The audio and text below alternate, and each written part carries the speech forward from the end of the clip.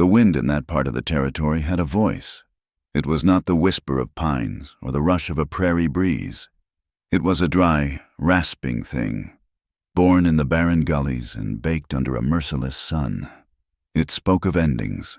It scoured the paint from the false-fronted buildings of Redemption's Fall until the town looked like a collection of sun-bleached bones, and it carried the fine, red dust of the plains into every crack and crevice, into a man's lungs and a woman's heart. In the year of our Lord, 1885, the town was more fall than redemption. The silver vein that had given it life had dwindled to a thread of hope, and the only thing that still echoed with any certainty across the scrubland was the distant, intermittent pop of gunfire. It was the sound of disputes being settled, or fortunes being lost, or lives being snuffed out for a handful of dollars. To Clara May Thompson, that sound was just part of the silence. She lived 2 miles from the edge of town, in a small cabin that leaned into the wind as if tired of fighting it. The land around it was hers, though it offered little worth claiming. A patch of stubborn corn, a few rows of beans, and a well that threatened to give up its ghost every summer. It was a life measured in the swing of an axe, the haul of a water bucket, and the slow turning of seasons that brought only different kinds of hardship. Her hands, calloused and chapped, were a map of that life. They were not the hands of the woman who had arrived here 4 years ago, a mail-order bride with a small trunk and a heart full of foolish notions. They were the hands of a widow, a survivor. Her husband, Silas, lay under a mound of stones behind the cabin, his grave marked by a crooked wooden cross she had carved herself. She did not tend it with flowers. Nothing so soft grew here. She tended it by keeping the wild animals from digging and by standing there at dusk, a silent guardian against the encroaching emptiness. She spoke to him sometimes, not in whispers of love, but in flat, hard statements about the fence that needed mending or the price of flour in town. It was a way of keeping him present, a ghost made of duty and memory. 3 years he had been gone, but the night he was taken from her was as fresh as a raw wound. The proof of it lay hidden beneath the worn fabric of her dress. A scar, pale and puckered, ran in a jagged line across the top of her chest, just above her heart. It was a memento from the men who had killed Silas. They had come for the small sack of payroll money he was guarding for the mining company, their face hidden by dusty bandanas, their eyes glinting with a feral greed. The splintering of the cabin door, the thunder of their guns, the look of surprise on Silas's face as he fell. It was all a chaotic blur. A stray bullet, meant for no one and everyone, had torn through the air and grazed her as she lunged for him. The pain had been a searing, white-hot shock, but it was nothing compared to the cold that had flooded her when she realized his heart had stopped beating beneath her hands.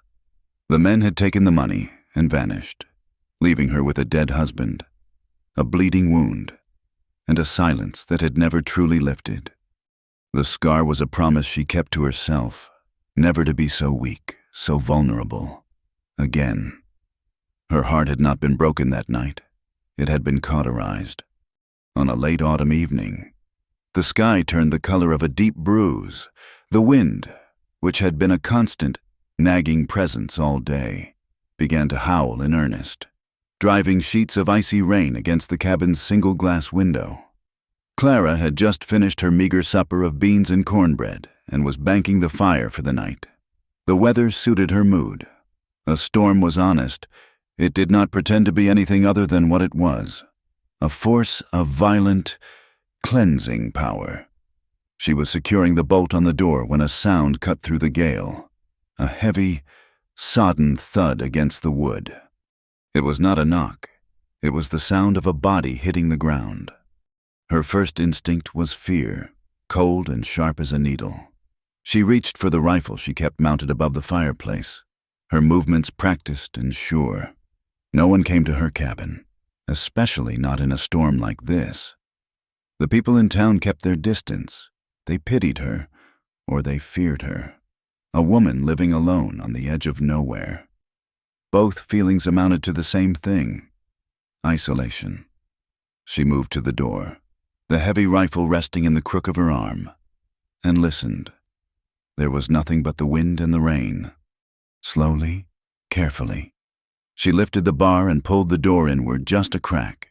The lantern light spilled onto the porch, illuminating a crumpled heap of wet wool and leather. It was a man, face down in the mud, his body unnervingly still. A few yards away, the silhouette of a horse, spooked and wild-eyed, reared up against the lightning-split sky before bolting into the screaming darkness. He was alone, and he was hurt. A dark, spreading stain was visible on the back of his coat, blacker than the rain-soaked fabric. Clara's breath caught in her throat. Her mind screamed at her to slam the door, bar it, and forget what she had seen. This was how it started. A stranger. Trouble. The smell of blood in the air.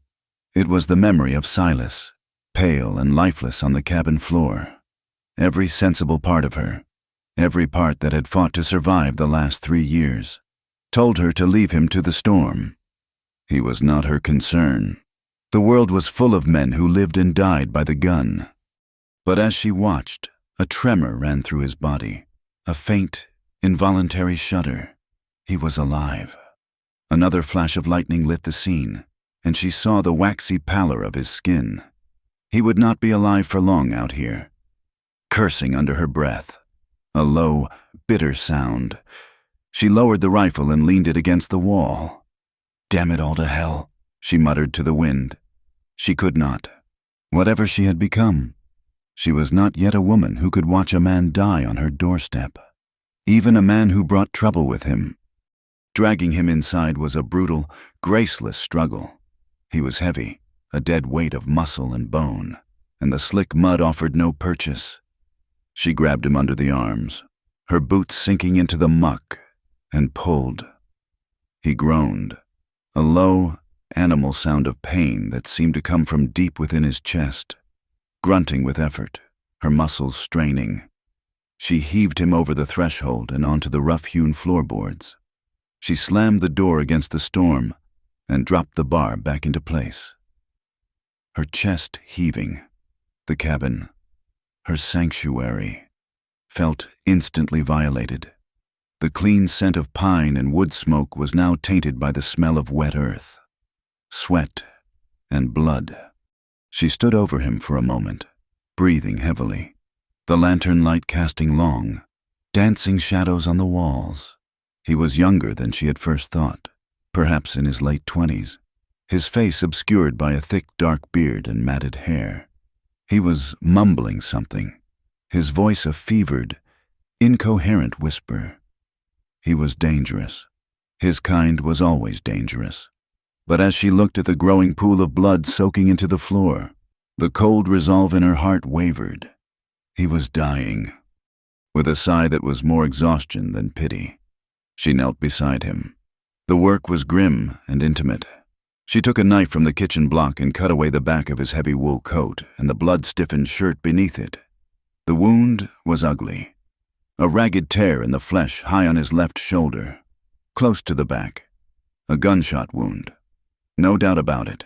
It was angry and inflamed, but the bullet seemed to have gone clean through. Small mercies. She worked with a detached efficiency, her face set in a hard mask.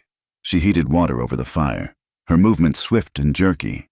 She tore strips from a clean linen sheet, her teeth clenched.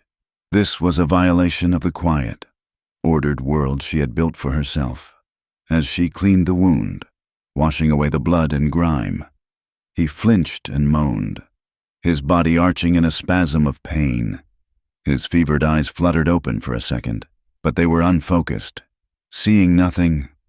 It was when she was preparing her needle and thread, boiled clean in the pot of water, that she saw it, as she sponged his chest clean of the mud and rainwater that had soaked through his clothes. Her rag passed over a mark on his skin, just below his collarbone. She stopped, her hand hovering. It was a tattoo, the ink of faded blue-green against his pale flesh. It was a crudely drawn serpent, coiled into a circle, eating its own tail. The needle fell from her numb fingers and clattered onto the floor. Her blood ran cold. She had seen that mark before, on the wrist of one of the men who had stormed her cabin 3 years ago. It had been a fleeting glimpse in the chaotic lantern light, a detail her mind had seized upon even in its terror. The Ouroboros, a symbol she had later learned belonged to the infamous Black Creek Gang, a pack of cutthroats known for their ruthlessness. She stared at the mark on his chest, her breath frozen in her lungs. This man, he was one of them, or had been, one of the jackals who had torn her life apart. The rage that rose in her was so sudden and so potent, it nearly choked her. It was a hot, white fury that burned away the last vestiges of compassion. Her hand instinctively went to the knife she had used to cut his shirt. It would be so easy to press the blade to his throat. An eye for an eye. Justice, served cold on her own cabin floor. Who would ever know? The storm would wash away the blood, and the coyotes would take care of the rest. It would be as if he had never existed. Her fingers tightened around the handle. Her knuckles were white. She looked from the knife to his face. He was delirious with fever, his lips cracked and dry, his breathing shallow. He was helpless, a killer, a thief, an outlaw. But right now, he was just a dying man. And what would she become if she did what she was thinking? She would be no better than them. She would be a murderer, haunted by a ghost of her own making. The fire in her veins slowly cooled, replaced by a familiar, chilling emptiness. She had lost too much to lose herself as well. With a shuddering breath, she dropped the knife and picked up the needle. Her hands were shaking, but her stitches were firm and even as she pulled the torn flesh together, sealing the wound, sealing her choice. He awoke with the pale, watery light of dawn. The storm had passed, leaving behind a world washed clean and unnervously quiet. Clara was sitting in a chair by the hearth, the rifle across her lap, watching him. She had not slept. His eyes snapped open, and for a moment there was nothing in them but disorientation. Then instinct took over. They became sharp, feral, darting around the unfamiliar room, assessing threats. His hand flew to his hip, searching for a weapon that was not there, finding it empty. His gaze locked onto her. It was a look she knew, the look of a cornered animal, ready to fight, ready to die. "Where am I?" he rasped, his voice raw. "My cabin," she answered, her own voice flat, betraying nothing. "You collapsed on my porch." He tried to push himself up, but fell back with a sharp hiss of pain, his hand going to his bandaged shoulder. The fight drained out of him, replaced by a wary exhaustion. He was weak, and he knew it. "Who are you?" "The woman who stitched you up instead of putting a bullet in you," she said, her tone as sharp as a shard of glass. "Name's Clara." He watched her for a long moment. His eyes narrowed in suspicion. He was trying to read her, to understand the angle. In his world, kindness was a currency that always came at a high price. "Eli," he finally said, the name offered up like a grudging concession. A tense silence settled between them, broken only by the crackle of the fire. Just as Clara was about to speak again, a sound from outside made them both freeze. Hoofbeats, steady, unhurried, coming closer. Her eyes met Eli's, and in them, she saw a flicker of raw panic. He knew who that was, or who it could be. She rose from her chair, her movements deliberate, and walked to the door, peering through a small crack in the wood. It was Sheriff Brody, his face grim under the brim of his hat. A posse of 2 men behind him. They were scanning the area, their eyes missing nothing. Clara's heart hammered against her ribs. This was it, the moment to undo her foolish mistake. All she had to do was open the door and tell the truth. Brody reined in his horse a few feet from her porch.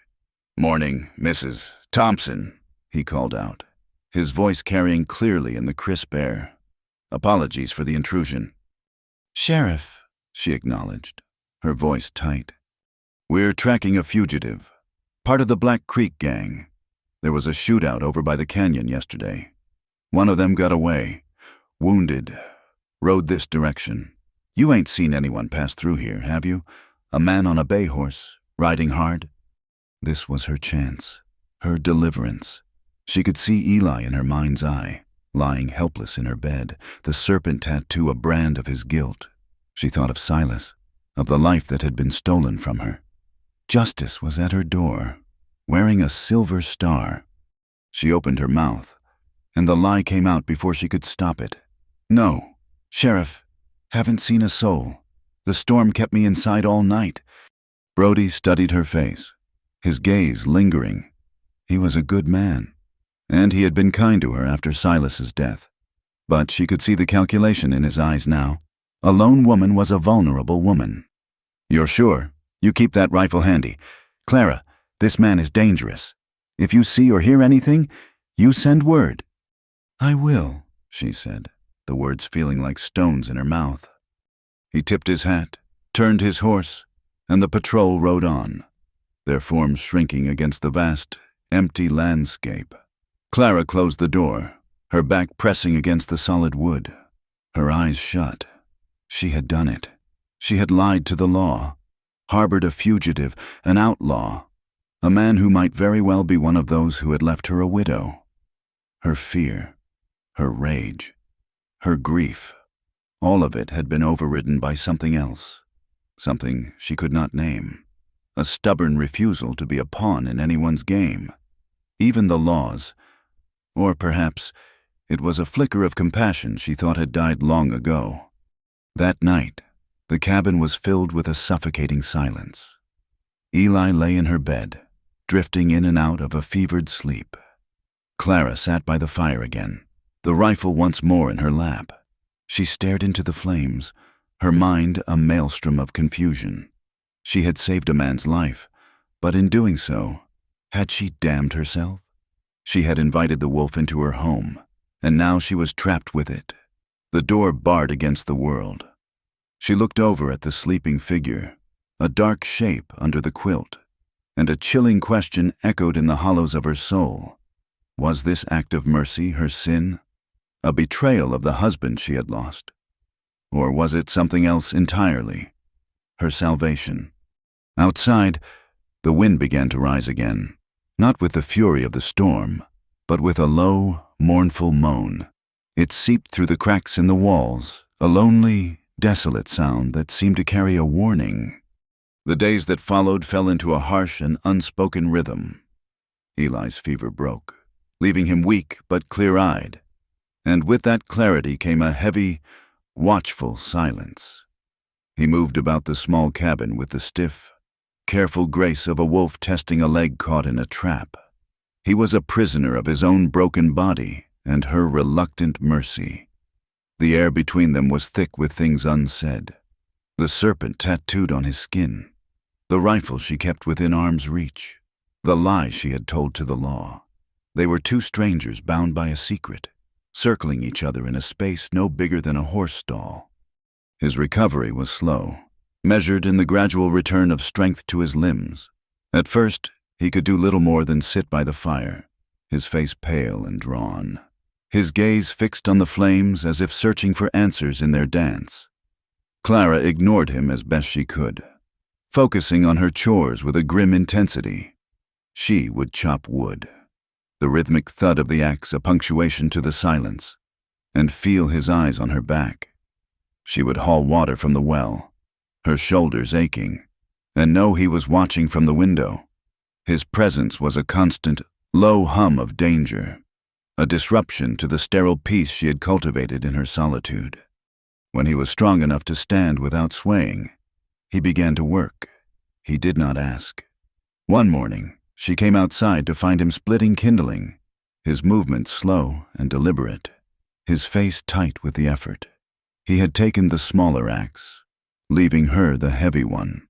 It was a gesture of deference, an acknowledgement of his weakened state, and it irritated her more than his idleness had.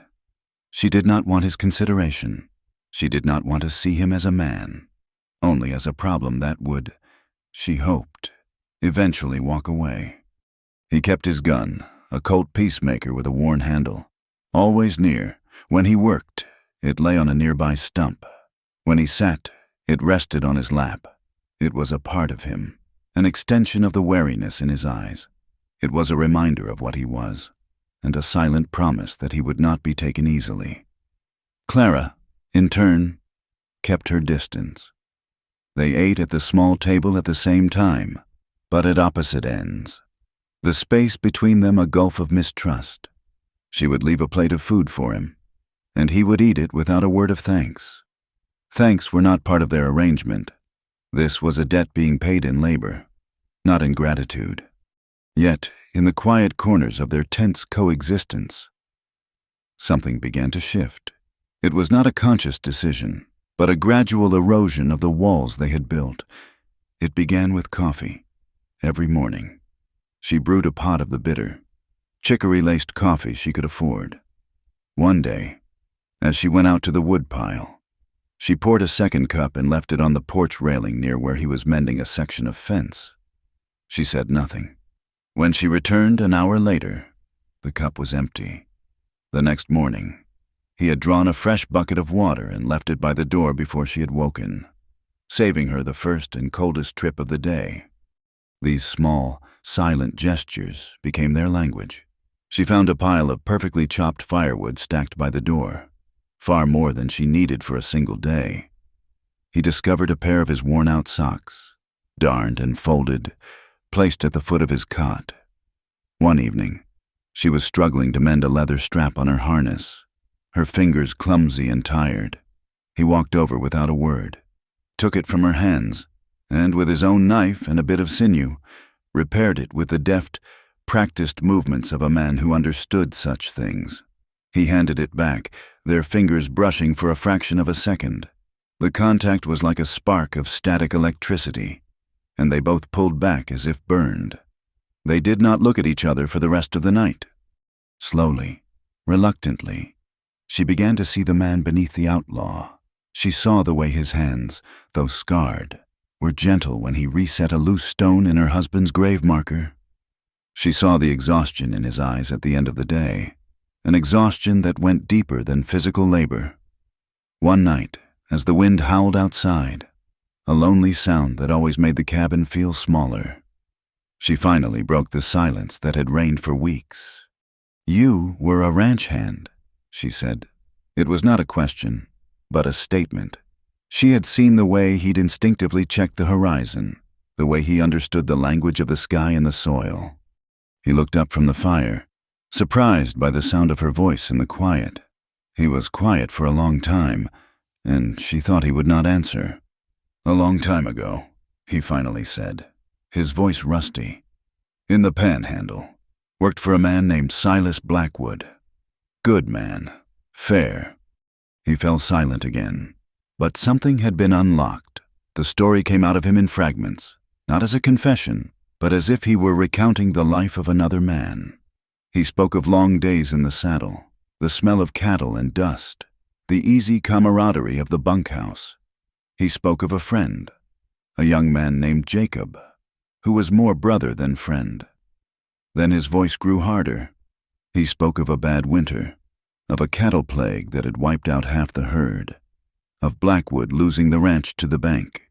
He spoke of desperation, of two young men with no prospects and empty bellies, and of a mistake, a single foolish decision to rob a stagecoach carrying a mining payroll. "Jacob was sick," Eli said, his eyes fixed on the fire, his voice low and barren. "Wasting away. Needed a doctor in a real city, not some backwoods sawbones. The money. It was for him." He paused, the crackle of the fire filling the space between his words. "It went wrong. A guard got spooked. Shots were fired. Jacob was hit." He did not need to finish the story. Clara could see the rest of it in the hard lines of his face. The friend dying, the stolen money turning to ash, the law on his trail. One wrong turn had led him down a path from which there was no return, into the arms of a gang who offered the only kind of safety he could find. Clara said nothing. She did not offer sympathy or judgment. She simply listened, her needle and thread still in her hands. In his story, she heard an echo of her own, a life changed forever in a single moment of violence. He was a man marked by a bad choice, just as she was a woman marked by bad luck. When he finished, he looked at her, his eyes searching her face for condemnation. He found none. There was only a quiet, shared understanding of how quickly a life could unravel. The tentative trust that grew between them was as fragile as a spider's web, easily broken. Clara still kept her past locked away. The details of her husband's death and the scar she bore a secret she held close. She was careful in how she moved, how she dressed, always wearing high-necked dresses that kept the puckered flesh hidden from view. It was her history, her pain, and she would not share it. But one evening, the secret was laid bare. A cold snap had descended on the plains, and the fire in the hearth was the cabin's only source of warmth and light. She was kneeling on the hearth, reaching for another piece of wood to add to the flames. The movement was awkward, and as she stretched, the collar of her worn dress dipped, pulling the fabric taut across her chest.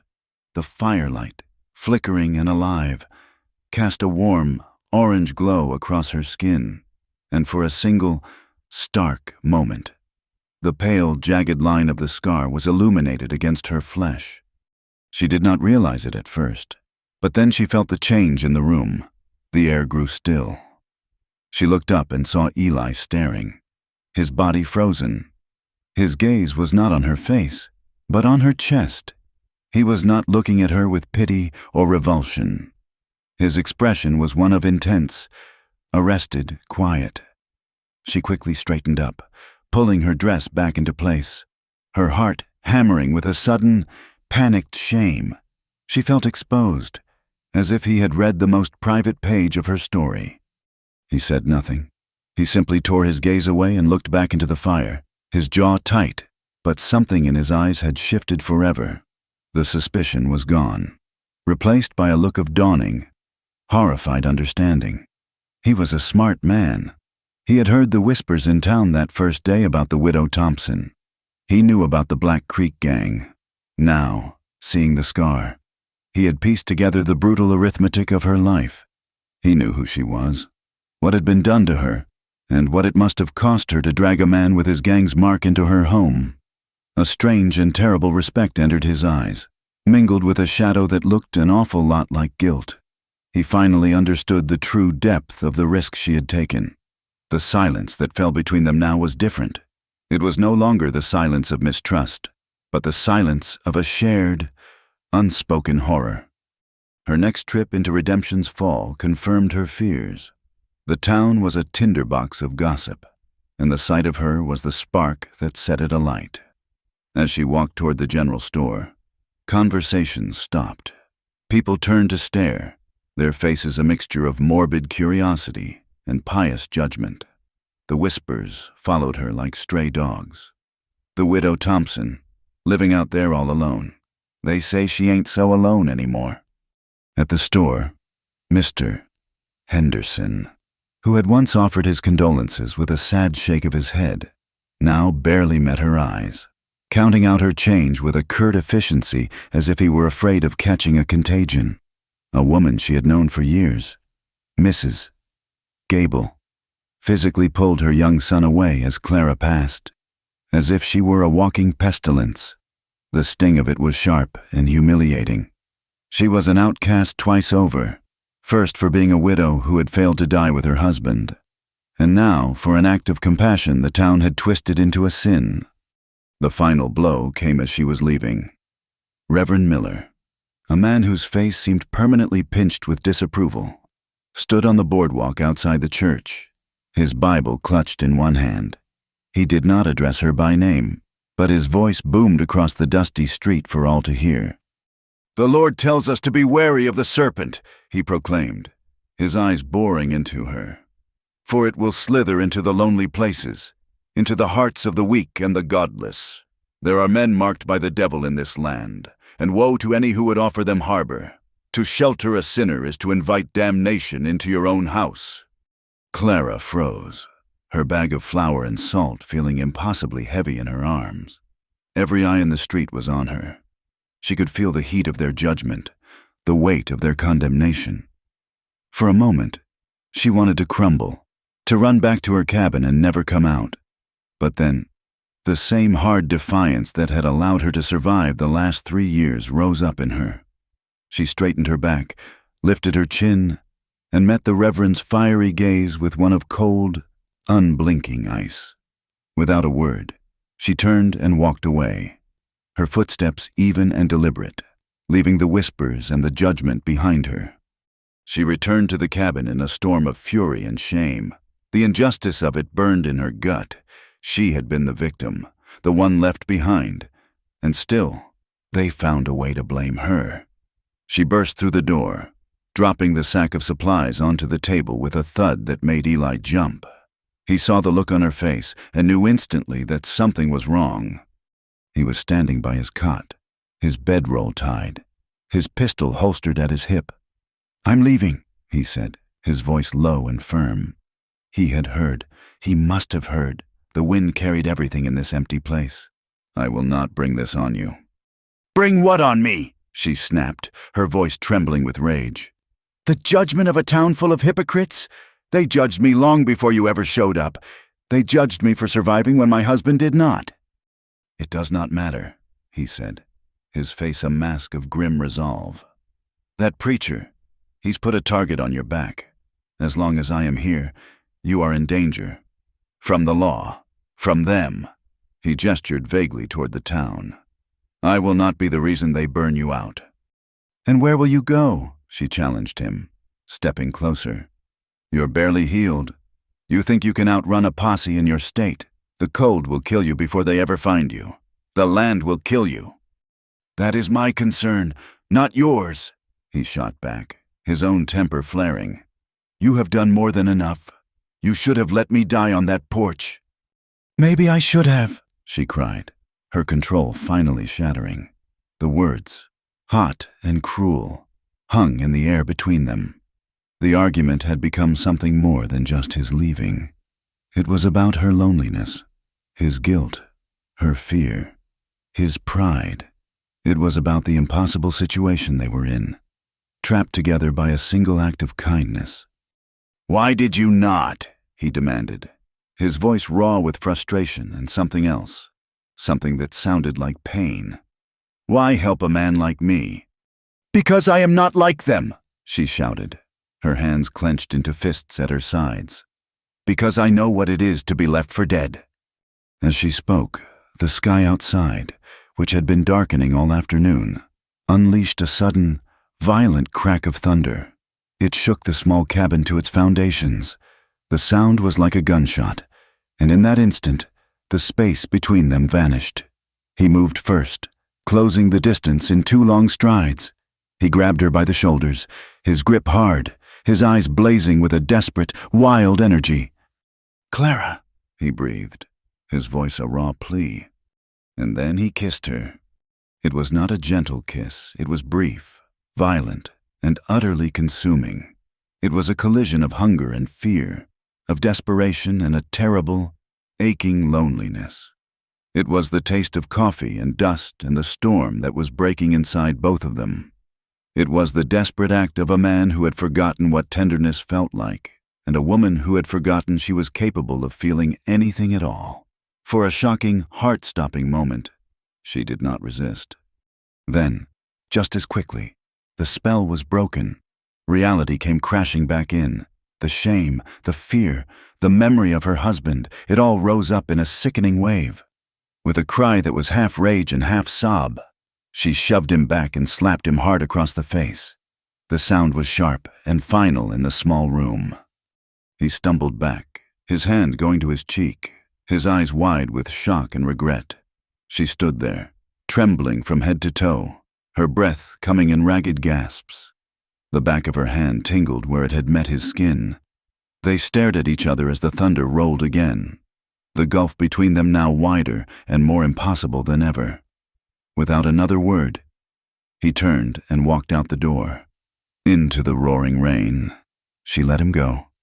Later that night, long after the storm had moved on, leaving only the steady drip of water from the eaves, she lay on her narrow cot, staring into the darkness. He had returned an hour after he had left, soaked to the bone and shivering, and had sat by the dying fire, his back to her, defeated. The silence in the cabin was a living thing, heavy and wounded. Clara lay there, her body rigid, her mind in turmoil. The anger had subsided, leaving behind a profound and terrifying confusion. Her hand, of its own accord, drifted up to her chest, her fingers tracing the familiar, jagged line of her scar. It was a gesture she had made 1,000 times, a self-conscious touchstone of her grief and her survival. But tonight, something was different. Beneath the dead, numb tissue of the scar, her heart was hammering against her ribs. It was not the frantic beat of fear or the slow, steady rhythm of a heart that was merely doing its job. It was a wild, powerful, thunderous pulse. After 3 years of feeling like a ghost in her own life, of walking through a world made of gray ash, she felt with a clarity that both thrilled and terrified her, terrifyingly and wonderfully alive. The slap echoed in the silent cabin long after the sting had faded from his cheek. In the days that followed, a fragile and brittle peace settled over them, the kind that forms over a frozen lake, solid on the surface but with a dangerous current running unseen beneath. They did not speak of the kiss, nor of the argument that had preceded it. It became another ghost to haunt the small space between them, another unspoken truth that charged the air with a tension as thick as molasses. Eli did not try to leave again. He seemed to understand that to venture out into the world was a death sentence, and that this cabin, for all its confinement, was the only sanctuary he had. They fell back into the rhythm of work, using the exhaustion of physical labor to dull the sharp edges of their awareness of each other. But the dynamic had changed. The clear line between rescuer and fugitive had blurred into something far more complicated. They were no longer just a woman and an outlaw. They were Clara and Eli, two people tethered by a shared secret and a loneliness so profound it had its own gravity. This new understanding found its expression in a quiet exchange of skills. Clara, seeing the restlessness in his eyes, the caged energy of a man used to open spaces, began to teach him the language of the land. She showed him how to read the soil, how to tell by the feel of it if it was too dry or too damp for planting. She taught him the patient art of nurturing life from a stubborn earth, the way to bank the dirt around the base of the cornstalks to protect them from the wind, the precise moment to pick the beans before they became tough and stringy. He was a clumsy student at first, his large hands more accustomed to the reins of a horse or the cold steel of a gun than the delicate work of a garden. But he was a patient learner, his focus intense, as if he were trying to absorb her knowledge, her connection to this place, through his fingertips. In return, he taught her how to shoot. He had watched her handle the rifle, had seen the competence in her movements, but also the hesitation. She held it like a tool, a necessary burden. He taught her to hold it like a part of herself. "You are aiming with your eyes," he told her one afternoon, his voice low and steady behind her as she sighted a row of tin cans on the fence post. "You need to aim with your breath." He stood close, not touching her, but she could feel the heat of his body, smell the scent of wood smoke and clean sweat that clung to him. He corrected her stance, showing her how to plant her feet for better balance. He adjusted her grip, his fingers briefly closing over hers on the stock of the rifle. The touch was impersonal, instructive, yet it sent a jolt through her that had nothing to do with the recoil of the gun. He showed her how to squeeze the trigger slowly, smoothly, so that the shot was a surprise. Under his tutelage, her aim improved. The cans jumped from the fence post, one after another. She discovered a grim satisfaction in the crack of the rifle, in the certainty of the bullet finding its mark. She was learning his language now, the language of violence and survival, and she hated that it came so easily to her. But she did not stop the lessons. In this world, a woman alone needed to speak that language fluently. In the evenings, by the fire, the silence between them began to fill with words. They were hesitant at first, like explorers testing new ground. They spoke of things that were safe, of the weather, of the work to be done the next day. But as the nights wore on, they began to speak of the lives they had lived before their worlds had collided on her doorstep. They spoke of dreams. "I used to imagine going to California," she confessed one night, her voice barely a whisper, as if saying it aloud might make it vanish. "I read about it in a book once, a place where things grow without a fight, orange trees, a sky that is not always the color of dust." She looked around the small, dark cabin, at the life she had been given. Just to start over, to be a person with no past, no name, even just a new place. Eli stared into the fire, his face etched in shadow. "There is no such place," he said, his voice flat. He had tried to find it. Every mile he had ridden, every false name he had used, had been a search for that mythical land of no past. But a man's history was branded on him, deeper than any tattoo. His own dream was simpler and more desolate. "I just want to vanish," he said. "Not die, just stop being. To find a place so empty that my own shadow would be the only thing to follow me. A place where no one knows the name Eli, and I can forget it myself." His words hung in the air, a testament to a soul so hounded it craved oblivion over redemption. She wanted to build a new life. He only wanted to unlive his own. The chasm between their desires seemed immense, a reminder of the different worlds they came from. As the days softened into a warmer, kinder autumn, the boundaries between them continued to blur. The cabin grew smaller, their orbits closer. They moved around each other with an unconscious familiarity, a dance of domesticity that was both comforting and dangerous. The sharp edges of their mistrust had been worn smooth by proximity, replaced by a perilous curiosity. She found herself watching the play of muscles in his back as he chopped wood. He would look up from his work and find her gaze on him, and a look would pass between them that was too complicated to name. One afternoon, the heat lingered with the memory of summer. The air was still and heavy, and the creek that ran a quarter-mile from the cabin offered the only relief. Clara took a bar of lye soap and a change of clothes and went down to the secluded, willow-shrouded spot where she bathed. It was a place of rare privacy, a small luxury in a life stripped bare. She washed her clothes first, scrubbing them on the smooth, flat rocks, then laid them out to dry in the sun. Then, after scanning the trees and seeing nothing but the lazy circling of a hawk, she unpinned her hair, letting it fall in a heavy curtain down her back. She unbuttoned her dress and waded into the cool, clear water. The water was a blessing, washing away the sweat and grime of the week. She let herself relax, tipping her head back and closing her eyes, feeling the gentle current pull at her limbs. It was a moment of pure, unguarded peace, and then she felt it, a prickling on her skin, the undeniable sensation of being watched. Her eyes snapped open, her heart leaped into her throat. Slowly, she turned her head toward the dense thicket of cottonwoods on the far bank, and she saw him. He was standing half hidden behind the trunk of a large tree, perfectly still. He had not meant to be seen. He had likely come down to the creek for water and stumbled upon her by accident. But he had not left. He was watching her, his face a mask of conflicting emotions. There was hunger in his eyes, a raw, undisguised longing that made her skin flush.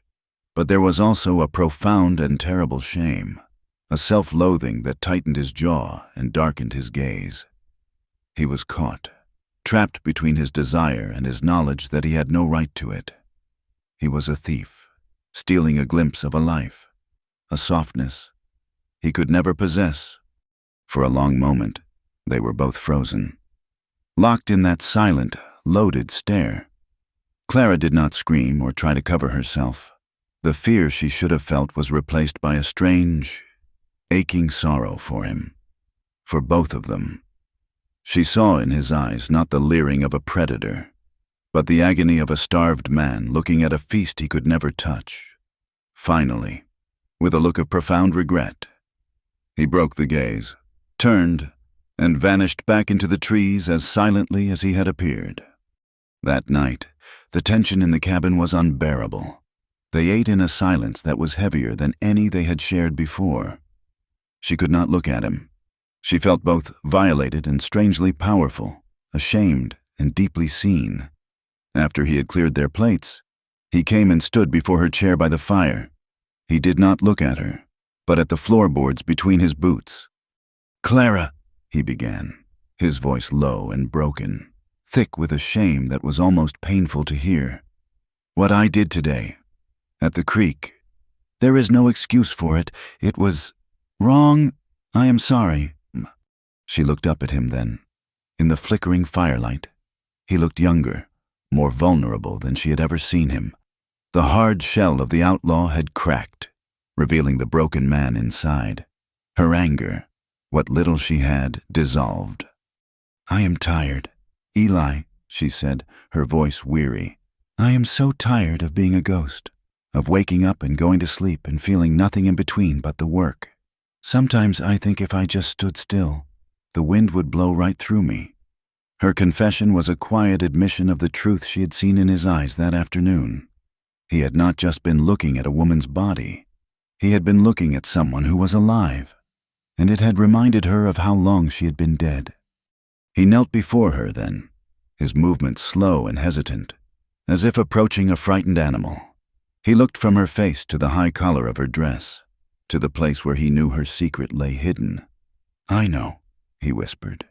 He knew what it was to be a ghost, to walk among the living while feeling dead inside. Slowly, as if it were the heaviest thing in the world, he lifted his hand. It trembled slightly. He did not touch her face, or her hands. He reached for the source of her pain, the mark that defined her. His fingers, calloused and rough, gently brushed against the fabric of her dress, directly over her scar. Clara flinched, a sharp intake of breath, but she did not pull away. His touch was not possessive or demanding. It was reverent. It was an acknowledgement. Through the thin wool, she could feel the warmth of his hand, a warmth that seemed to seep past the deadened nerves of the scar and into the terrified, sleeping muscle of her heart. Her lips trembled, and a tear she had not known she was holding slipped from her eye and traced a path down her cheek. He looked at her, his eyes filled with a sorrow so deep it mirrored her own. "A promise and a scar," he whispered, his voice cracking. "That is all I have got left to give in this world." She did not know what promise he meant, but she understood the sentiment. They were both just a collection of their wounds and the faint, desperate hope that they might one day heal. She leaned forward, and he met her halfway, their foreheads touching. They stayed that way for a long time, two broken souls finding a fragile sanctuary in the space of a single, sharing breath. The fragile peace was shattered 2 days later. Clara had ridden into town for supplies, a trip she made with increasing dread. The whispers still followed her, but she had learned to build a wall of indifference around herself, to move through the judgment with her head held high. It was while she was waiting for Mr. Henderson to weigh out a sack of beans that she heard the news. 2 riders, dusty and grim-faced, were talking to Sheriff Brody on the boardwalk. Their voices were low, but in the small, quiet town, words traveled. They were part of a posse from the next county. "We got them cornered. Sheriff," one of the men said, spitting a stream of tobacco juice into the dust. "What's left of the Black Creek gang, holed up in the rocks at Serpent's Canyon. They will not get out this time." Clara's blood ran cold. She kept her back to them, pretending to inspect a bolt of calico, but her ears strained to hear every word. "How many of them?" Brody asked. 3, we reckon," the man replied, "including Jedediah Kane." The name hit Clara like a physical blow. Jedediah Kane. The name had been whispered in the days after Silas's murder. A man known for his cruelty. The one who had led the raid. The one who had pulled the trigger. The law had never found him. The trail had gone cold, and her husband's death had become just another unsolved piece of frontier violence. Now, his name was being spoken just a few feet away. Justice, after 3 years of silence, was suddenly a possibility. He was nearby. Clara paid for her supplies, her hands shaking so badly she could barely count the coins. She fled the store, her mind reeling. The past, which she had so carefully buried, came roaring back to life. A monstrous, hungry thing. She wanted him dead. She wanted to see Jedediah Kane pay for what he had done, for the life he had stolen from her, for the scar he had carved across her heart. She rode back to the cabin in a blind haze of resurrected grief and rage. When she burst through the door, Eli knew instantly that something was wrong. She threw the sack of beans onto the table, her face pale, her eyes blazing with a feverish light. "They have found them," she said, her voice a strangled whisper. "The rest of them? They are cornered in Serpent's Canyon." She looked at him, her gaze sharp and accusatory. "A man named Jedediah Kane. He is with them." Eli's face went hard. All trace of the gentleness she had seen in him vanished, replaced by the cold mask of the outlaw. He knew the name. Of course he knew the name. "He was the one," she said, her voice breaking. "He was the one who killed Silas." Eli said nothing, but a muscle twitched in his jaw. He looked at her, at the raw, open wound of her grief, and he understood. This was the source of it all. The ghost that stood between them now had a name. "The law will handle it," he said, his voice quiet. "The law?" she spat, the word tasting like poison. "The law never did a thing. They let him get away. They forgot about Silas. They forgot about me." The injustice of it, an old and bitter pill, choked her. Eli watched her, his expression unreadable. He saw her pain, and he saw the path that had led him to her door. It was a path littered with the violence of men like Cain. He felt the weight of his own past, of the serpent on his skin, of the choices that had allied him with such men, even if he had not pulled the trigger himself. He straightened up, his decision made. A grim and terrible purpose settled in his eyes. "I will find him," he said, his voice low and deadly serious. "I will end it, for you." Clara stared at him, horrified. "No," she whispered. This was not what she wanted. Her rage was for the past, but her fear was for the present. Her desire for justice was suddenly eclipsed by a far more powerful, far more terrifying emotion, the thought of losing him. "You cannot," she said, her voice rising with panic. "They will kill you. A whole posse is out there. You cannot go." "It is not about the posse," he said, his gaze locked on hers. "This is between me and him. It is a debt that has to be paid." He saw this as his only path to redemption. He could not erase his past, but perhaps he could balance the scales. Just a little. He could take away the man who had caused her so much pain. It was the only thing of value he had left to give her. "I forbid it!" she cried, grabbing his arm, her fingers digging into his flesh. "Eli, do not do this! Do not leave me!" The words were out before she could stop them, a raw, desperate confession of how much he had come to mean to her. He looked down at her hand on his arm, and his expression softened for a fraction of a second. He covered her hand with his own. "I have to," he said simply. He gently pulled his arm free, and the space between them felt like a final, unbridgeable chasm. She argued, she pleaded, she wept, but she could not move him. He was a rock, his resolve absolute. That night, she lay awake on her cot, listening to every creak and groan of the cabin, praying that he would change his mind. She watched his still form on the other side of the room, a dark shape against the dying firelight, and a cold dread seeped into her bones.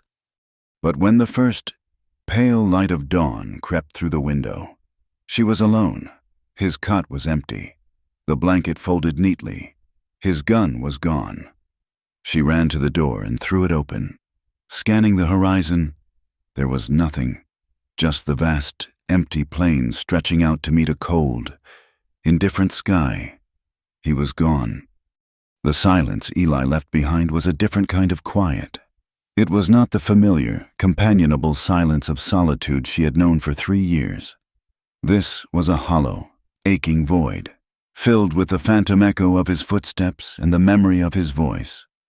For 2 days, Clara existed in this void, moving through her chores like an automaton, her thoughts a frantic, chaotic storm. Betrayal and dread wrestled within her, 2 powerful currents threatening to tear her apart. He had broken his unspoken promise to stay, to accept her sanctuary. Yet, the terrifying, all-consuming fear for his life overshadowed any anger she felt. He was out there, wounded and alone, riding toward a nest of killers and a posse of lawmen who would shoot first and ask questions later. The image of him lying dead in some nameless canyon, food for the vultures, was a torment that gave her no peace. On the morning of the 3rd day, she could bear it no longer. The not knowing was a worse poison than any truth, however terrible. She saddled Bess, her sturdy mare, her movements jerky and decisive. For the first time in months, she was not riding into redemption's fall for flour or salt. She was riding for news, a beggar searching for scraps of information in a town that held nothing for her but contempt. As she rode down the dusty main street, the town's verdict was delivered in 100 small cruelties. Conversations on the boardwalk ceased as she passed, replaced by a sudden, intense study of the sky or the dirt. Women who had once nodded to her now turned their backs, pulling their children close. Men sitting outside the saloon stopped their whittling and watched her, their eyes hard and flat, their judgment plain. The whispers were the worst part. They were not meant to be hidden, but to be heard, to lash and sting like a whip. There she is, the widow Thompson. Heard she took in one of the Black Creek gang, hiding him right under the sheriff's nose. More than hiding him, from what I hear. A coarse chuckle followed. The outlaw's whore. Each word was a stone thrown, and Clara felt the bruises on her soul. She kept her chin high, her back straight, her gaze fixed on the hitching post outside the general store. She would not give them the satisfaction of seeing her crumble. She was a ghost to them, a cautionary tale, a sinner. But inside, the shame burned like acid. They had taken her grief and twisted it into something ugly and sordid. She did not go into the store. She lingered by her horse, pretending to adjust the saddle straps, her ears straining to catch any snippet of conversation that drifted on the dry air. It was from a group of men gathered near the saloon doors that she heard it.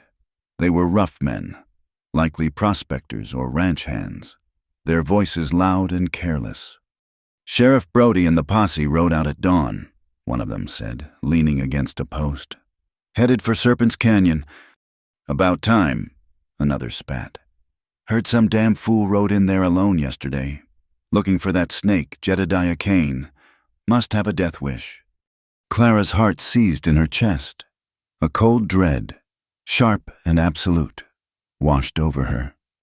One of their own, maybe, the first man mused. Looking to settle a score before the law could... Whatever he is likely buzzard food by now. Brody said they would ride in this morning, clean out whatever is left, let the coyotes sort them out. That was all she needed to hear. It was not a guess, not a fear. It was a certainty. Eli. He had gone after Kane alone. A wave of nausea and terror threatened to buckle her knees.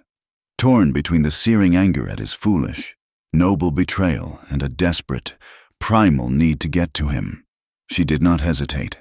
She swung herself into the saddle, her movements economical and swift. She pulled Bess's head around and spurred her not back toward the lonely safety of her cabin, but east, toward the jagged, broken lands where Serpent's Canyon cut a deep scar into the earth. She rode out of town without a backward glance, leaving the whispers and the judgment behind in her dust. They did not matter. Nothing mattered but the image of Eli, bleeding and alone. The ride was a frantic, desperate prayer against time. The landscape changed as she pushed eastward. The familiar, rolling plains gave way to a harsher, more unforgiving terrain. The sun was a hammer in a brassy sky, beating down relentlessly. leaching the color from everything, leaving only shades of brown and gray. The very air grew thin and sharp, tasting of rock and dust. This was the Badlands, a place where life clung on by a thread, where everything was baked, cracked, and thorned. The rocks were like broken teeth, jutting from the dry, sandy soil. Cacti stood like silent, menacing sentinels, their arms raised in a permanent gesture of surrender or threat. The land itself grew cruel, resisting her passage.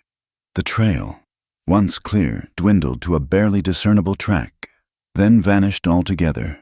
She navigated by instinct, keeping the distant, saw-toothed ridge of the canyon rim in her sights. Bess, her usually steady mare, grew skittish. The horse could smell the thirst in the air, could sense the desolation of this place. Twice, the horse stumbled, its iron-shod hooves slipping on the loose shale that littered the ground. Clara spoke to her in a low, soothing voice, her words a counterpoint to the frantic beating of her own heart. By midday, the heat was a physical presence, a suffocating blanket that shimmered above the ground. Her water canteen was already half empty. High above, in the vast, empty bowl of the sky, she saw them, 3 dark specks, turning in slow, lazy circles. Vultures. They were the patient undertakers of the desert, and their presence meant that something below was either dead or dying. A sob, dry and ragged, escaped her lips. She spurred Bess onward, her urgency now a raw, ragged panic. The terrain grew steeper, forcing them into a narrow, winding arroyo. The sand was deep, sucking at the horse's legs, slowing their progress to a grueling walk. Bess was lathered in sweat. Her breathing labored. Then, the mare's front leg buckled, sinking into a hidden patch of soft sand. She went down with a terrified whinny, throwing Clara from the saddle. Clara landed hard, the impact jarring her bones, the rough ground scraping her hands raw. She scrambled to her feet, ignoring the pain, her only thought for the horse. Bess struggled, her eyes wide with panic, but she was unhurt. Clara calmed her, her hands running over the trembling animal, her voice a steady stream of reassurance, but she knew the horse could go no further. The canyon was still a mile away, a brutal, uphill climb. She made her decision in an instant. She took the rifle from its scabbard, checked that it was loaded, and looped the water canteen over her shoulder. "You wait here, girl," she whispered, patting the horse's damp neck. "I will be back." She pressed on alone, on foot. The sun beat down on her head, her boots slipped on the loose rock, and the thorny brush tore at her skirt and her skin. Every step was an effort. The silence was absolute, broken only by her own ragged breathing and the crunch of her boots on the gravel. The vultures continued their patient, circling vigil above. She was a solitary, desperate figure moving through a landscape of death. She smelled it before she saw it, the acrid metallic scent of gunpowder and blood, hanging heavy and foul in the hot, still air. It was a smell she remembered from the night Silas had died, a smell that was seared into her memory. Her heart hammered against her ribs as she crested the final rise and looked down into the mouth of the canyon. The scene below was one of absolute carnage, the aftermath of a ferocious, close-quarters gunfight. An unnatural silence had fallen over the place, the kind that follows a sudden, violent noise. Thin curls of smoke still drifted from the barrel of a fallen rifle. 3 bodies were sprawled in the dust near a cluster of large boulders, their limbs contorted at unnatural angles. They were the outlaws. She knew, their last stand over. Further on, she could see the forms of 2 more men, likely from the posse. Their fight also finished. But her eyes were not on them. They were scanning the scene with a desperate, frantic intensity, searching for one man. She saw a broken-down supply wagon, its wheels shattered, tilted at a precarious angle, and beneath it, half hidden in the shadow, was a flash of familiar blue from a worn wool shirt. "Eli," she breathed, the name a prayer and a curse. She scrambled down the rocky incline, slipping and sliding in her haste, her fear giving her a reckless energy. As she drew closer, the reality of the scene hit her with the force of a physical blow. The ground was littered with spent shell casings. The air was thick with the coppery stench of death. She did not look at the faces of the dead men. She had eyes only for the figure under the wagon. He was alive, barely. He was slumped against the broken wheel, his head lolling to one side. A dark, ugly stain was spreading across his stomach, and another wound seeped blood high on his leg. His face was pale as wax, his breathing shallow and faint. His pistol lay in the dust just beyond his outstretched fingertips. Clara fell to her knees beside him, her hands hovering over him, afraid to touch him, afraid of the damage she might find. "Eli?" she whispered again, her voice thick with tears. His eyelids fluttered. He seemed to be looking at something just past her. His gaze was unfocused, his lips moving, trying to form words. She followed his line of sight, and her breath caught in her throat. Lying not 5 feet from Eli was another man, his eyes open and staring sightlessly at the brutal sun. His face was contorted in a final, ugly snarl. A neat, dark hole was drilled directly in the center of his forehead. Jedediah Kane, the man who had haunted her nightmares for 3 years, the man who had killed her husband. She looked from Kane's dead face back to Eli. The story of the gunfight was written in the dust, in the positions of the bodies. Eli had come here, alone, and in the chaos of the posse's attack, he had found his man. He had hunted down her monster. Eli's eyes slowly found her face, a flicker of recognition, of pained surprise in their depths. A faint, grim smile touched his cracked lips. "Made it right," he rasped, his voice so faint it was little more than a dry rustle of leaves. A bubble of blood appeared at the corner of his mouth. "Kept my promise." The words shattered the last of her control. The justice she had craved, the revenge she had thirsted for, felt like a fistful of ash in her mouth. She had wanted this man dead, but she had never imagined the cost. Seeing Eli bleeding out in the dust, having sacrificed himself for her peace, was a pain far greater than the one Kane had ever inflicted. "You fool," she sobbed, the words choked and raw. "You damn stubborn fool." She reached out and gently cradled his head in her lap, her tears falling freely onto his pale, dusty face. She pressed her hand against the wound in his stomach, a futile, desperate attempt to hold his life inside him. The desert wind, hot and dry, swirled around them, lifting the dust, offering no comfort, only a burning, abrasive indifference. She held him like that for a long time, rocking him gently, her sobs shaking her entire body. But then, the survival instinct that had kept her alive for so long took over. She could not let him die here. Not after this. Not after everything. She had saved him once from a single bullet wound. This was so much worse. But she had to try. Getting him back to the horse was a brutal, nightmarish ordeal. He was a dead weight, barely conscious, groaning with every movement. She tried to lift him, but he was too heavy. She resorted to dragging him, looping her arms under his, pulling him backwards through the rocks and sand, her boots digging for purchase, her muscles screaming in protest. It was a grotesque parody of an embrace, a slow, agonizing journey of 100 yards that felt like 100 miles. By the time she reached the arroyo where she had left Bess, she was drenched in sweat. Her hands were raw, and her body was trembling with exhaustion. Getting him onto the horse was another seemingly impossible task. She managed to get him to a sitting position, his back against the mare's side. Then, using every last ounce of her strength, she heaved and pushed and pulled until he was slumped, face down, across the saddle. He cried out, a sharp, ragged sound of agony, and then went limp. For a terrifying moment, she thought he was dead, but then she felt the faint, fluttery pulse in his neck. The ride back was a slow, walking torture. She led the horse, one hand on the reins, The other pressed against Eli's back to keep him from sliding off. The sun began to dip toward the horizon, painting the cruel landscape in shades of orange and blood red. The journey was brutal, and the silence was his enemy. She knew if he slipped into unconsciousness, he might never wake up. So she started to talk. Her voice was hoarse at first, but it grew stronger as she spoke, filling the vast, empty space around them. She did not talk about the gunfight, or about Cain, or about the posse that would surely be looking for survivors. She talked about forgiveness.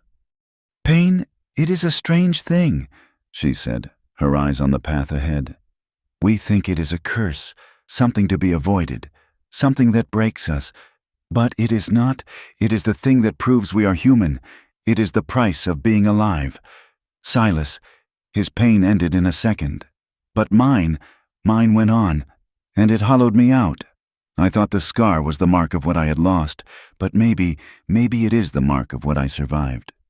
She talked to him to keep him awake, but she was also talking to herself, finding the words for the transformation that had taken place within her. "The preacher in town, he talks about God's forgiveness," she continued, her voice growing stronger. "But I do not think it works that way. I think forgiveness is something we have to give each other. It is the only thing that can stitch a life back together. It is harder than any bullet. It is the only thing that is—" She talked about the land, about the stubborn cornstalks, about the way life always fought to come back, even in the harshest soil. She spoke of her dream of California. But this time, it was not an escape. It was a place she could imagine him being, a place of warmth and healing. She did not know if he could hear her, if her words were penetrating the fog of his pain. But she kept talking, her voice a lifeline thrown into the darkness that was threatening to claim him. By the time the familiar, leaning shape of her cabin appeared against the deep purple of the twilight sky, she was running on pure, raw nerve. He was half dead again, his breathing a shallow, ragged whisper against the horse's side. She practically carried him the last few feet, her body screaming with a pain that matched his own. She got the door open and dragged him inside, lowering him gently onto the cot he had left only that morning. He was burning with fever, his eyes glassy and unfocused. She knelt beside him, pushing the damp hair from his forehead, her heart a cold, hard knot of fear in her chest. His eyes fluttered, and for a moment, they seemed to focus on her face. His lips moved, and a single, broken word escaped, a sound so faint she almost did not hear it. "Clara." It was not a statement. It was a prayer, and as the darkness closed in around them, she began the fight for his life all over again.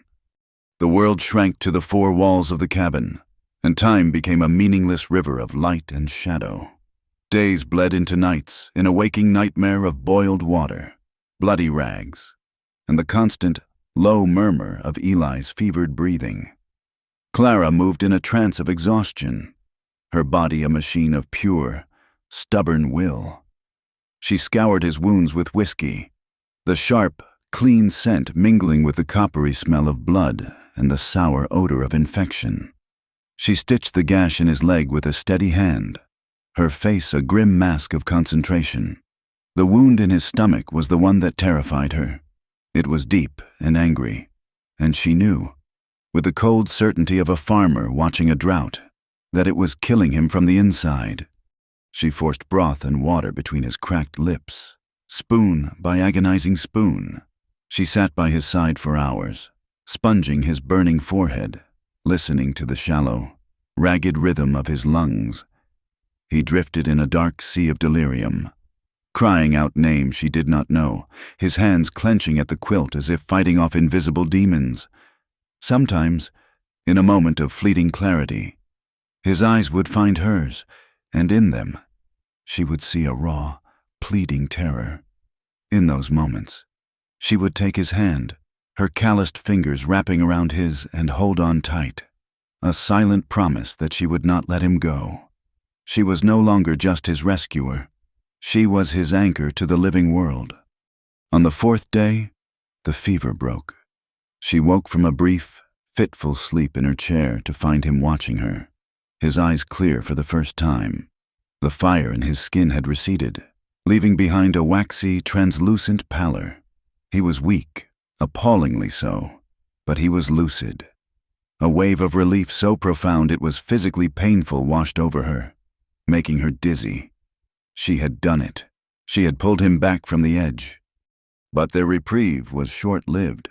The fragile peace of his recovery was shattered the very next afternoon by the sound she had been dreading, the steady, official cadence of approaching horses. The law had arrived. She stood at the door, her body a rigid wall between the cabin and the outside world, and watched Sheriff Brody and 2 deputies rein in their horses. Brody's face was no longer that of a kind man offering condolences. It was a hard, chiseled mask of duty. The sympathy he once held for the widow Thompson had been burned away by the lie she had told him. Now, he saw only a conspirator, an accomplice. "Clara," he said, his voice flat and cold. He did not use her formal title. The disrespect was a deliberate, calculated blow. "I am not asking this time. I am telling you. We found the bodies in the canyon. We know one of them got away, and we know he came here." "I do not know what you are talking about, Sheriff," she said, her own voice a stranger to her ears, low and steady despite the frantic hammering of her heart. Brody dismounted, his movements slow and deliberate, his hand resting on the butt of his pistol. He walked to the edge of her porch, his shadow falling over her. He was close enough now that she could see the cold fury in his eyes. "Do not lie to me again," he said, his voice dropping to a low, menacing growl. "I gave you the benefit of the doubt once. I looked a fool for it. That will not happen again. The people in this town, they are saying things, ugly things. They are saying you have been harboring a killer, sharing your bed with one of the men who made you a widow." The words were meant to shame her, to break her, but they only hardened her resolve. "The people in this town have been saying ugly things about me since the day my husband died," she shot back, her voice like flint. Brody's face tightened. "I do not have time for this," he snapped. "You have a choice.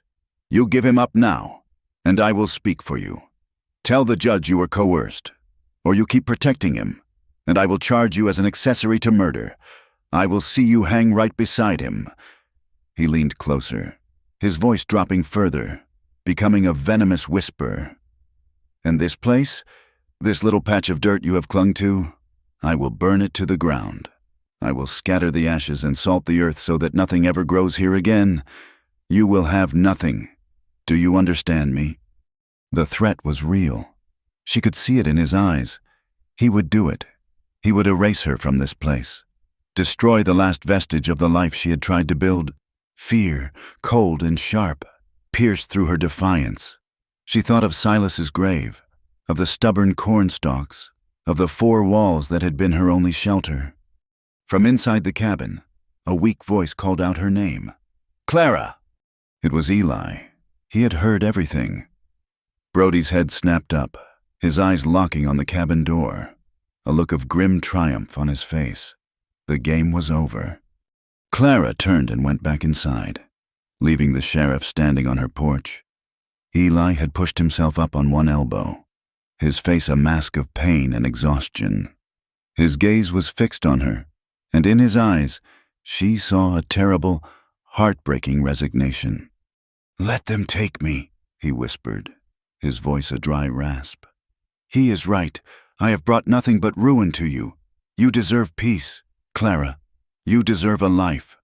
She looked at him, at this broken, battered man who had ridden into a canyon full of guns to avenge a wrong that was not his own. She looked at the man who had touched her scar with a reverence that felt like a prayer. The peace the sheriff offered was the peace of the grave, a return to the empty, gray existence she had endured for 3 years, the life she wanted, the life she had just begun to feel pulsing within her again, was standing on the brink of being ripped away. "No," she said, the word coming out with a force that surprised them both. She walked to the cabin's small, shuttered back window and peered out. The 2 deputies were still on their horses, Their attention focused on the front of the cabin, on their sheriff. The sun was beginning to set, and long, deep shadows were stretching across the land. An idea, desperate and reckless, began to form in her mind. "You will not save me by getting yourself killed," she said, turning back to him, her voice low and urgent. "And I will not save myself by watching you hang." That night, the sky broke open. A cold, driving rain began to fall, turning the dusty earth around the cabin into a slick, treacherous sea of mud. The storm was a godsend, its fury a cloak for their desperate plan. Under the cover of the howling wind and the drumming of rain on the roof, Clara worked quickly. She dressed his wounds one last time, her fingers gentle but swift. She packed a small satchel with what little food she had, a loaf of cornbread, a strip of dried beef, and filled her canteen with fresh water. Eli watched her, his expression a mixture of awe and despair. "Clara, do not do this," he pleaded. "This is your home." "A home is just wood and dirt," she said, not looking at him. "It is not a life." She went to the small wooden chest where she kept Silas's things. From it, she took a long, sharp hunting knife in a worn leather sheath. She brought it to Eli. "You will need this," she said, pressing it into his hand. His fingers closed around hers, his skin still feverish and dry. The moment had come. Sheriff Brody had said he and his men would be back at first light. They had to move now. She helped Eli to his feet, his arm slung over her shoulder, his weight leaning heavily against her. Every step was an agony for him, his face pale and beaded with sweat in the dim lantern light. They moved to the back door, a little used exit that led out toward the creek. She slowly, carefully, lifted the bar on the door. The wind tore it from her grasp, slamming it open against the outside wall. The roar of the storm filled the small cabin. Rain lashed in, cold and sharp. This was it, the point of no return. She turned to him in the open doorway, the dark, wild night behind him. There were no words left to say. Everything that needed to be understood had already passed between them in whispered confessions and shared silences. All that was left was the raw, undeniable truth of their connection. He reached for her, his hands framing her face, his thumbs gently stroking her rain-splashed cheeks. She leaned into his touch, her eyes closing, and then they were clinging to each other in a final, desperate embrace. It was raw and wordless, a frantic pressing of bodies as if they were trying to memorize the feel of each other, to absorb enough warmth and strength to last an eternity. She could feel the wild, unsteady beat of his heart against her own. His body trembled with weakness and pain. Hers trembled with fear and a love so fierce it was an ache in her chest. He pulled back just enough to look at her, his eyes dark and intense in the storm-tossed light. "I will come back for you," he promised, his voice a raw whisper against the wind. "I swear it. Clara, I will find you." She did not believe him. It was a beautiful, impossible lie, a promise made by a man who would be lucky to survive the night. The world was too big, and the law was too long, but she clung to him anyway, clinging to the lie, to the hope, however faint, because it was all she had left. "Go," she whispered, her voice breaking. "Go now." He gave her one last, hard look, a look that tried to say a lifetime of things. And then he turned and disappeared into the churning darkness. She watched him go, a staggering, solitary figure swallowed by the storm. She stood in the doorway until his shadow was completely gone, the cold rain soaking her to the bone, her heart breaking all over again. A moment later, a sound cut through the howl of the wind, making her blood run cold. 2 gunshots, sharp and clear, echoing from the direction he had gone. Then, silence. Only the sound of the rain remained, a merciless, weeping sound that seemed to fall from a sky full of grief. The next morning, the storm had passed. A brittle, unforgiving sunlight streamed through the window. illuminating a scene of quiet devastation. Sheriff Brody and his deputies found Clara sitting alone at her table, staring at nothing. The back door was still open, creaking on its hinges. There were muddy footprints on the floor. Her dress was torn at the shoulder from the struggle of helping Eli, and there was blood on her hands, his blood, from his wounds. She looked up as they entered, her face pale and hollow, her eyes empty of everything but a deep, unassailable sorrow. Brody took in the scene, his face a thundercloud of rage. He knew. He did not need to ask. She had made her choice. She had chosen the outlaw over the law, the sinner over the town. The town's judgment was swift and absolute. She was formally condemned from the pulpit by Reverend Miller the following Sunday, her name held up as a symbol of sin and corruption. She was banned from the church. The storekeeper would still sell her supplies, but he would place them on the counter and take her money without a word or a glance, as if she were a leper. The women of the town crossed the street to avoid her. She became a true outcast, a ghost haunting the edges of their righteous world. She accepted their condemnation in silence. It was the price of her choice, and she paid it without complaint. She went back to her work, to the familiar, grounding rhythm of the land. She mended the fence. She tended the corn. She stood guard over her husband's grave. She lived her life within the small circle of her land, a silent, haunted woman tending a small patch of earth. Seasons passed. The brutal heat of summer gave way to the crisp, lonely winds of autumn. The first snows of winter fell, blanketing the plains in a sheet of white, isolating her completely. The snow melted, and the first green shoots of spring pushed their way through the cold, hard ground. Life went on, in its relentless, unforgiving cycle.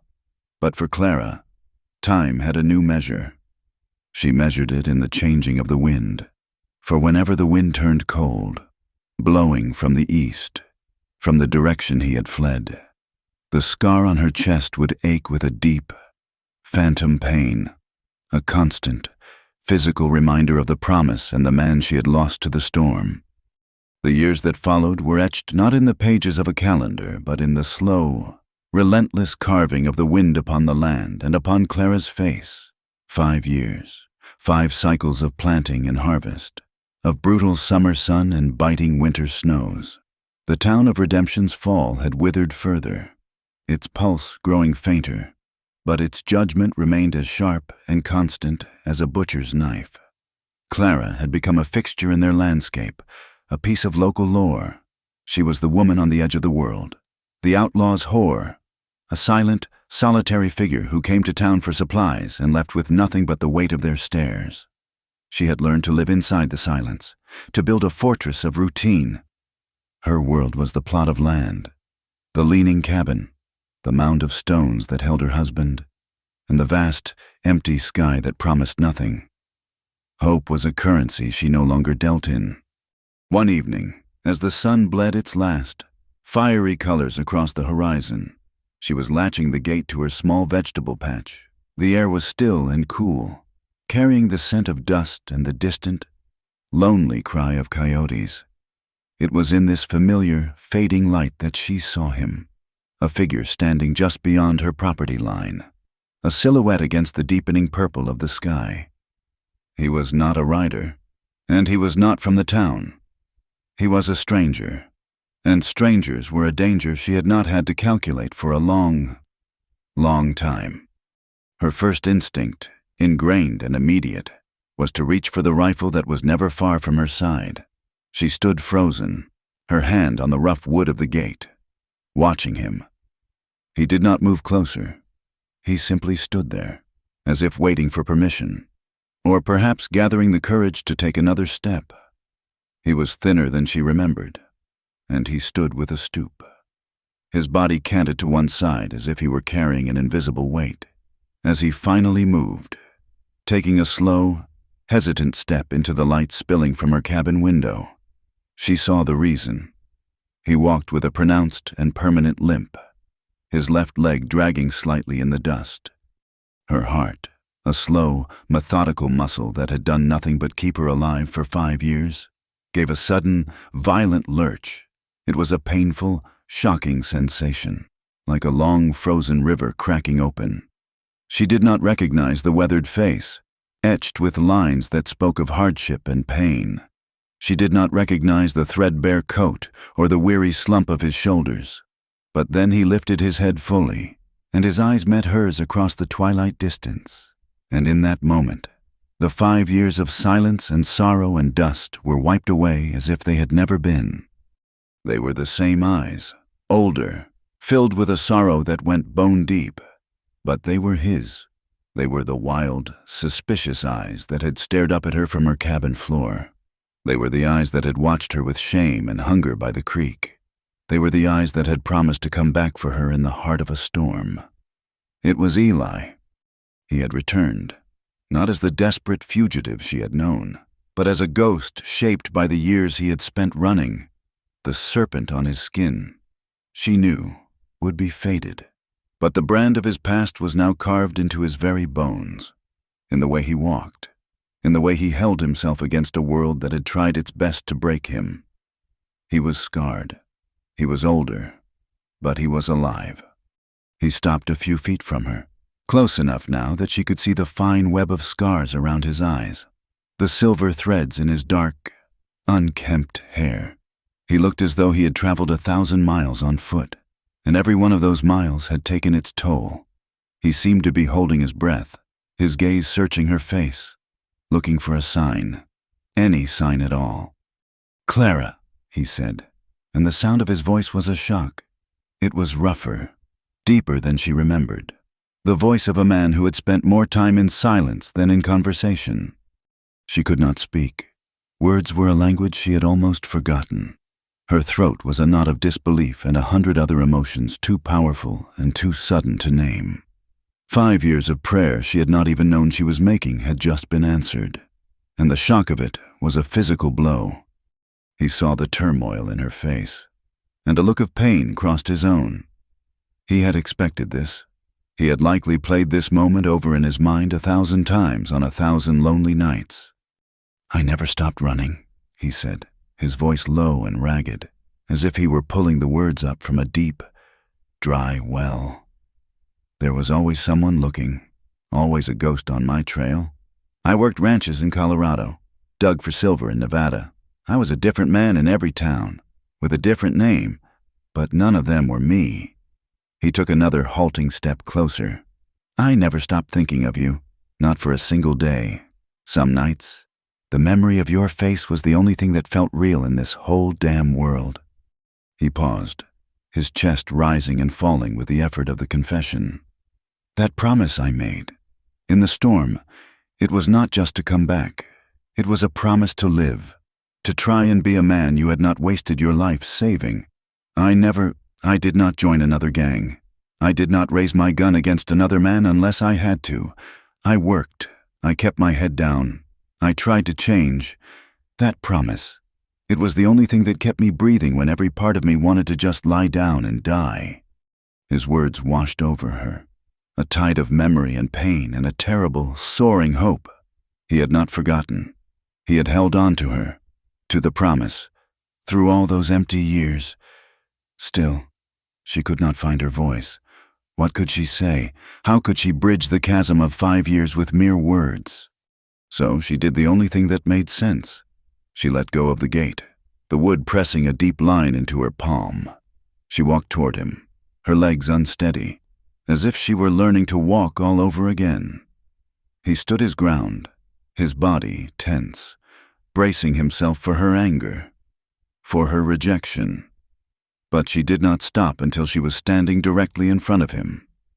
She looked up into his tired, familiar eyes, and then she slowly, deliberately, reached out and took his trembling hand in her own. His hand was a stranger. It was harder than she remembered, the knuckles scarred, the skin rough as bark. But it was his hand. She said nothing. Instead, she lifted his hand, guided it to her chest, and placed it flat against the front of her dress, directly over the pale, puckered line of her scar. She held it there, pressing his palm against the proof of their shared past, the mark of the violence that had brought them together and torn them apart. His breath hitched in his throat. He understood. This was her answer. This was her history, her pain, and her reason. It was her way of saying that the wound was still there, that the memory was still a part of her, and that he, too, was still a part of it. They stood like that for a long, silent moment as the last light of day faded and the first stars began to prick the velvet darkness of the sky. The world seemed to fall away, leaving only the two of them, tethered by the warmth of his hand on her heart. The silence was broken only by the distant, mournful cry of coyotes, a lonely song that echoed the ache in both their souls. It was a sound of the wilderness, of the hard, unforgiving world that had shaped them, and in it they found a strange and solemn peace. Finally, it was Eli who broke the spell. His voice, when he spoke, was thick with unshed tears. "Have you forgiven me?" he whispered, his eyes searching hers, pleading. "For all of this, for the ruin I brought to your life, for the town, for the loneliness." Clara looked at him, and the tears she had held back for 5 long years finally welled in her eyes, spilling over and tracing hot paths through the dust on her cheeks. She thought of the whispers, of the turned backs, of the long, empty nights and the cold, silent days. She thought of the life she might have had, and the life she had been given instead. Forgiveness was a simple word for a thing that was not simple at all. It could not erase the scars, either the one on her skin or the one on her soul. She shook her head slowly, a single, honest movement. "No," she said, her voice a raw, trembling whisper. A shadow of despair crossed his face, and he started to pull his hand away, but she held it fast, pressing it tighter against her heart. She looked him straight in the eye, letting him see all the pain and all the love that lay beneath it. "No," she repeated, her voice a little stronger now. "But I will love you anyway." That night, they sat by the fire in the small, familiar cabin where it had all begun. He sat in the same chair where she had once kept her vigil, a rifle across her lap. She sat on the hearth, in the same spot where the firelight had first revealed her scar to him.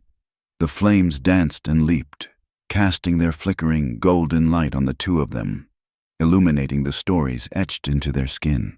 The firelight played on the new lines of hardship on his face, on the faded blue-green serpent on his chest, which he had shown her with a quiet, lingering shame. It played on the pale, jagged line above her heart, a mark no longer hidden, but accepted. The outside world remained as it had always been, cruel and filled with judgment and dust, a place that had no room for people like them. But inside the 4 walls of the cabin, in the warm, dancing glow of the fire, they found a fragile, hard-won peace. The first light of dawn broke across the plains, spilling a soft, pale gold across the vast, empty landscape. The light touched the weathered wood of the cabin roof, and it fell upon the small patch of earth where the corn grew, a testament to a stubborn, enduring life. It illuminated the crooked wooden cross that marked Silas's grave, a silent acknowledgement of a past that could never be erased, but could, perhaps, be reconciled. A new day was beginning, not with a promise of ease, but with the simple, profound fact of its existence. A promise and a scar, both still there, both still binding them, like proof that love, even in ruin, can survive anything. Thank you for listening to our story around the campfire. We would love for you to comment with where you are listening from, so we can all connect with each other. Be sure to subscribe to the Wild West Campfire channel and share your thoughts in English.